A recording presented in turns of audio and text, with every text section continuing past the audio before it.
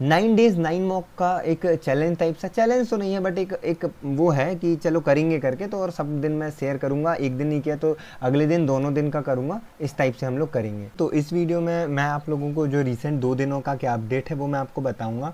तो देखो मैंने ना टेक्स्ट बुक का एक मॉक देने का सोचा कि चलो एक टेक्स्ट बुक का भी दिया जाए, और मैं शुरू किया एंड मतलब रीजनिंग और कंप्यूटर करने के बाद मुझसे सबमिट सेक्शन की जगह सबमिट टेस्ट हो गया। तो मतलब उसमें ये सीन था, प्री लेवल का ही रीजनिंग दिया था इन्होंने, तो 32 अटैम्प्ट किया, 40 मार्क्स आए, एक्यूरेसी अच्छी थी, यहाँ पे कंप्यूटर में भी लगभग 12-13 मार्क्स आ गए। तो मतलब ओवरऑल ठीक जाता, पर मैं फिर रिग्रेट नहीं किया, मुझे लगा ठीक है यार अच्छा ही है, आगे इजी होता तो मतलब गलत ही प्रैक्टिस है तो मैं नहीं किया फिर, ठीक है। उसके बाद मैंने एक सेक्शनल मॉक दे दिया क्वांट का बैलेंस करने के लिए, और इंग्लिश का भी एक दिया था, बट अभी क्वांट का दिखा दे रहा हूँ। तो ये क्वांट का था जिसमें ठीक ठाक मार्क्स आए थे, 20 अटैम्प्ट किए, 19 करेक्ट, एक गलत। और इसमें जो मैंने छोड़े थे वो मतलब लेंदी टाइप के थे।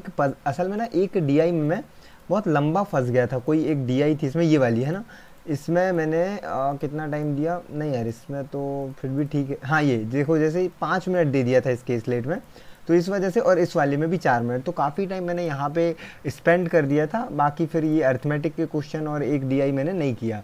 उसके बाद आज का क्या सीन था, आज एक बहुत डिज़ास्ट्रस चीज़ हुई मेरे साथ, वो मैं आप लोगों को बताता हूँ, ठीक है। तो हुआ ये कि आज मैं ये मार्क्स था, पहले मैं मार्क्स दिखा देता हूँ, ठीक है। अपना मार्क्स था ये 90 के आसपास था, और रैंक वगैरह इतनी थी, और परसेंटाइल इतनी। अब इसमें मेजर क्या प्रॉब्लम हुई वो मैं आपको बता रहा हूँ, और मैं मतलब ये बहुत सिली मिस्टेक है, अच्छा है कि ये मुझसे अभी हो गई, मैंने अपनी मिस्टेक लिस्ट में इसको काउंट कर लिया है, और आगे इस चीज़ों से बचूंगा मैं।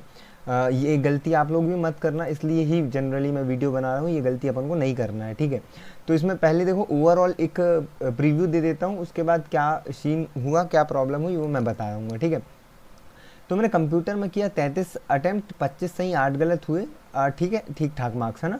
इंग्लिश में 37 अटैम्प्ट किया, 23 सही और 14 गलत। देखो ये जो 14 गलत हुए ना, वो मैं अभी आपको एक एक करके दिखाऊंगा कि ये कितनी सिली मिस्टेक किया है मैंने, मतलब एकदम, है ना। अब ये चीज़ नोट कर लिए तो आगे नहीं होगा, बट अभी हुई है गलतियाँ, ठीक है। करंट अफेयर में भी 22 किया, 5 गलत हो गए, 17 सही, ये भी क्रूशियल थे। और क्वांट इसमें अच्छी थी, 31 करे, पूरे सही थे, तो इसमें क्वांट से मैंने मतलब मैं बच गया।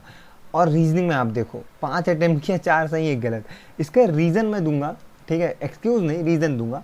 रीज़न ये था यार, जैसे ही मैंने अटेम्प्ट करना शुरू किया, मैं कहा छोड़ो यार बहुत टफ मॉक है, एक पजल कर देता हूँ तो कट ऑफ क्रॉस कर जाऊंगा, एक पजल कर दूंगा और 5 ये क्वेश्चन जो थे मिसलेनियस के वो, और मैं निकल जाऊंगा। बट वहीं मैं फंस गया, 15 मिनट दे दिया उस पजल को, लिटरली मैं स्टक हो गया भाई, बहुत गंदी पजल पकड़ ली। तो ये चीज़ नोट करना है यार कि ना, ये नहीं करना है एग्ज़ाम में, जब भी कुछ ऐसा टफ मौका है, ध्यान से सुनना, जब भी कोई ऐसा टफ मतलब मॉक कह रहा हूँ, एग्ज़ाम में जब भी ऐसा कोई सेक्शन आए तो आप ध्यान रखो कि आप अगर बहुत टफ है तो आपको उसका सेक्शनल मतलब एक कट ऑफ निकाल लेना है, मतलब 10-12 मार्क्स लेके आ जाना है, तो कट ऑफ एक सिक्योर में आप हो जाओगे, वो एटलीस्ट कर लो। क्योंकि देखो आप यहाँ ओवरऑल मेरा 90 स्कोर आया, ठीक है, मान लो कट ऑफ इस मॉक का 85 ऐसा कुछ दिया था, 80 दिया था शायद, तो मान लो मैं कट ऑफ निकाल लिया, बट आप देखो यहाँ पे 8 मार्क्स नहीं ला पाया, और मैं रीजनिंग का कट ऑफ चूक गया।